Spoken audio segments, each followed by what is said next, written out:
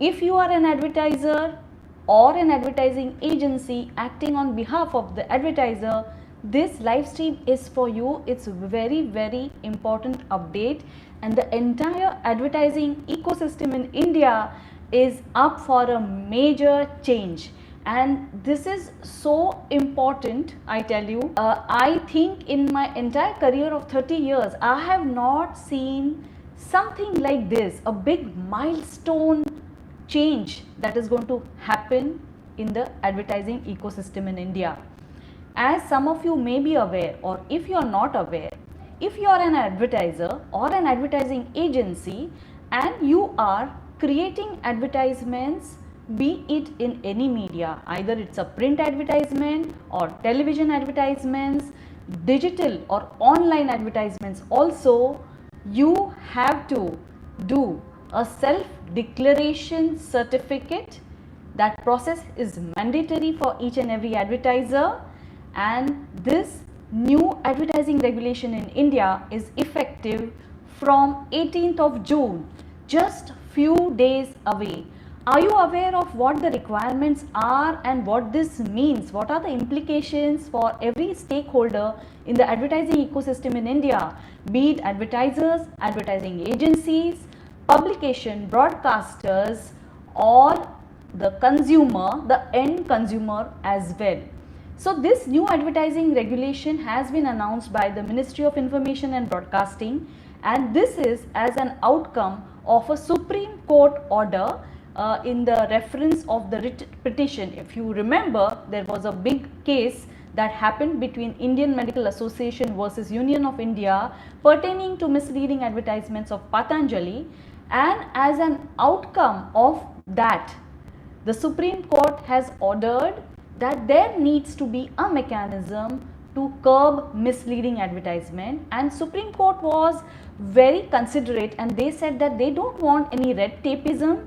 So there is no pre-approval of ad as such, but what the Supreme Court asked is for the regulatory authorities to set up a system whereby each and every advertiser can do a self-declaration, and such self-declaration should be available on a portal.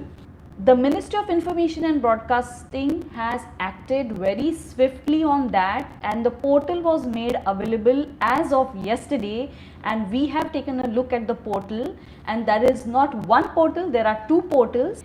And if you want to know more details about that and study it in more detail in addition to this video, let me again briefly introduce you. I am Shweta Purandare, founder of Tap Again, advertising, communication and regulatory expert freelance consultant, and my website details I have given in the description of the video. It's tapagain.com, and just yesterday we have published a blog wherein you will get all these important links to these portals. Not only that, I have also given the guidelines and the pro forma that every advertiser and an agency, advertising agency has to fill. I have given all those details on my website blog. You can take a look at that. But those who are watching this video, let me tell you what these requirements are. If you are an advertiser and if you are into print advertisement, then you have to go to Press Council of India's portal. On that portal, you have to upload every single advertisement that you would be publishing after 18th of June. Remember, this is applicable for every single new advertisement that you are going to be printing, publishing. For non-print media, for example, if it's a TV advertisement, if an advertiser wants to broadcast a television advertisement or internet advertisements, etc., Ministry of Information and Broadcasting has a Seva portal, e-Seva portal, and advertisers can go on to that portal, and there is a separate dedicated page where these advertisers have to register themselves, and every single ad, yes, even digital ad for that matter, has to be uploaded in the portals prior to being published. So this is a huge change from what has been happening so far in the country. I'm sure the industry members are feeling very restless about it, because it's an additional step. And can you imagine the sheer number of ads every advertiser is creating, and for every ad they have to include this additional step. So let me quickly summarize what are the requirements of registering your new advertisement, which is a mandatory regulatory requirement effective June 18th. So firstly, you have to mention what is the product or the service that you are advertising. You have to include title of your advertisement. You have to give a brief description of the advertisement in 100 to 200 words. You have to give the complete script of the advertisement in a PDF format. So if it's a non-electronic media, if it's not a YouTube advertisement, or if there is no video of the advertisement, for other advertisements you have to include the PDF. But if the advertiser is available via a URL, the URL can be given, the video of the ad should be attached in this. You also have to mention what is the proposed date of publication of the ad or broadcasting of the advertisement. So this is a prior step before you go and broadcast your ad or publish your ad. So these are the key requirements. So who can register on this portal? So the advertiser or the advertising agency who is working on the account, or their authorized representative have to register on this portal, and for that registration they have to give a letter of authorization issued by the advertiser in the name of the person who is registering these advertisement on these two portals. The portal by Ministry of Information and Broadcasting, and second portal is by the Press Council of India. The letter of authorization ensures that an authentic person is submitting all the information, and in the portal when the person is registering, the person has to give mobile number as well as official email ID, and these two are going to be verified by the means available with the portal, and then and only then the person can start registering the advertisement on these two portals. Apart from that, as I said, the complete script of the advertisement is required. Suppose it's a print advertisement, you have to give a PDF format of your print advertisement as an attachment. If it's a radio ad, you will have to attach a URL where the file is uploaded. If it's a television advertisement, I suppose you will have a YouTube channel on which the link can be made available, and this URL can be attached to the advertisement. For digital advertisements also, you will have to provide either a URL, or if the advertisement is available in the PDF format, the advertisement has to be attached along with the registration. Two other requirements are optional. One is a CBFC certificate if it's a television advertisement or an advertisement that somebody wishes to air in cinemas. Then sometimes specifically for the advertisement which are aired in cinemas, you need a CBFC certificate. So if there is a CBFC certificate, or if it is a brand extension advertisement, you ought to have a CBFC certificate. In that case, the CBFC certificate has to be attached. Hello ABY99, the topic is about a big change that is happened in India regarding new regulations for advertisement. Every single advertisement which is created has to be uploaded on portals made available by the Ministry of Information and Broadcasting and Press Council of India. So anyone and everyone creating advertisement, this video is a must share video. If you are viewing this channel for the first time, please subscribe to the channel and share the link of this video among your network, among your friends, so everybody becomes aware of this new requirement, because this requirement is mandatory as per the MIB notification from 18th of June. So coming back to the requirements, the two optional requirements which I was mentioning, if you have a CBFC certificate, only then you have to upload the CBFC certificate, and second is details about your GST. So these two are optional requirements. Now you will be wondering why the government is making this mandatory. It's based only and only because Supreme Court of India, the Honorable Supreme Court of India ordered it. Obviously, it's because of that this has happened very swiftly. The fundamental need was felt to come up with this regulation was to curb misleading advertisement, false claims, and this is going to be a very effective mechanism because what are the implications? You tell me, if every single advertiser in India has to fill this self-declaration certificate in the government portals, the two portals which I mentioned about, every single advertiser is being made accountable for their advertisements and the claims they are making in these advertisements, because the undertaking that the advertisers have to give, they have to clearly mention what is the claim they are making in the advertisement. They have to mention in the undertaking that they give there are no misleading claims made in the advertisement. So the advertiser is being held accountable for that. This also makes sure that no illegal advertisements happen in India.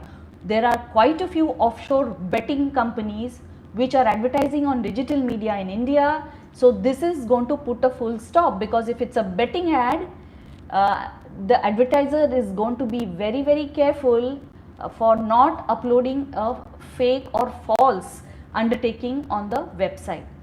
In addition to advertiser being more cautious about the advertising claims they make, it is also going to help publishers, broadcasters or digital media that is going to carry these advertisements, because you must have seen the disclaimer, the small disclaimers that publications put in the newspaper advertisement.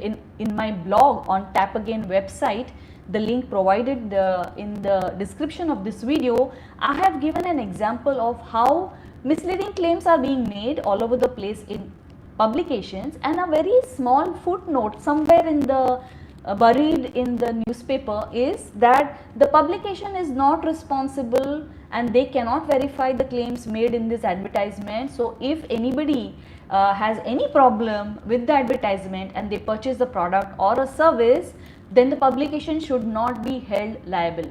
So now with this new advertising regulation, that is going to give a very safe environment for the publications, because now the onus of authenticity of the ad, credibility of the ad, truthfulness of the ad is going to rest on the advertiser. And for every advertisement there is an accountability, who is the advertiser and what advertisement that advertiser is issuing in the publications. So publication can very easily transfer the responsibility of truthful claims back on the advertiser, safeguarding their interest. At the same time, the publications or broadcasters are also going to be accountable, because if they fraudulently carry advertisements which are illegal or advertisements which are for example surrogate advertisements for that matter, whether they are doing it knowingly or unknowingly, that's going to be the question. So accountability is going to be fixed, and this whole chain, the whole cascade moves from advertisers, advertising agencies, to publications or broadcasters, to celebrities and influencers as well, because they have this again a safe cushion that advertisers are going to be more responsible for their advertising claims. So celebrities will have lesser things to worry about if some advertisement in future, for example, is getting pulled up. But who is the biggest winner of this all? I hope you are enjoying this video. If yes, please give a like after the video is done and subscribe to my channel if you have not done so far. So the biggest winner of this whole regulatory change that is coming up is the end consumer, because the whole new regulation has been brought about only and only to protect consumer interest. And now consumers can be sure that authentic and credible advertisers who are registered with the government and they are giving a self-declaration certificate that all claims made in the advertisements are truthful and honest. There are no false advertisements, there are no deceptive advertisements. So the number of such ads are getting automatically reduced. Lot of fly-by-night advertiser who just come, put out any rubbish advertisements into media and vanish. Those kinds of advertisers will be put to task, and hopefully such fly-by-night advertisers would be stopped. And finally, if despite all this, if a consumer finds any dishonest advertisement and if a complaint is raised against such advertisement, then the advertisers or advertising agencies cannot hide behind a shield that, oh, we didn't know, because you have given an undertaking to the ministries that your claims are all very clearly substantiated and you are making truthful and honest advertisements. So that's all for this live stream. I thought of letting people know about this very important regulatory change that is happening, impacting every single advertiser. Even if you are a small business person or a giant advertiser, each and every advertiser is going to be impacted by this new regulation. Of course, industry associations and other industry stakeholders are trying to negotiate with the ministry that this registration should not be made mandatory for every single advertisement. Rather, this registration should be made applicable for advertiser. So if one advertiser has 10 brands and 10 brands have 100 ads, the load of uploading such certificates should come down and the process should be made less resource intensive but efficient. However, having the granular detail of every single ad is extremely important.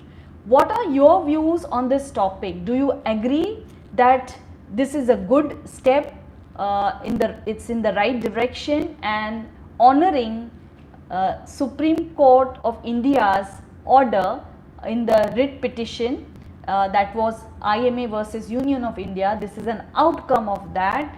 It's a big milestone moment, and let's see how this pans out. We will keep you posted on that, and we will also tell you about how you can make your system more robust and how can you complaint proof your advertisement. So if advertisers are watching this video, advertising agencies are watching this video, help is just a call away. You can reach out to Tap Again, you can reach out to me. I am the founder of Tap Again, providing expert consultancy services, and this is my niche of advertising regulations and how to ensure advertising regulatory compliance, and I provide those services to my clients. Do visit tapagain.com, that's my website, to get an idea about you will get an idea about the kind of services I'm providing, and I have a very informative section blog on various advertising regulations applicable across sectors, and I'm sure you will enjoy reading that. So thank you for watching, and do share this important update among your network. I will also put this out on my social media channels. Thank you very much.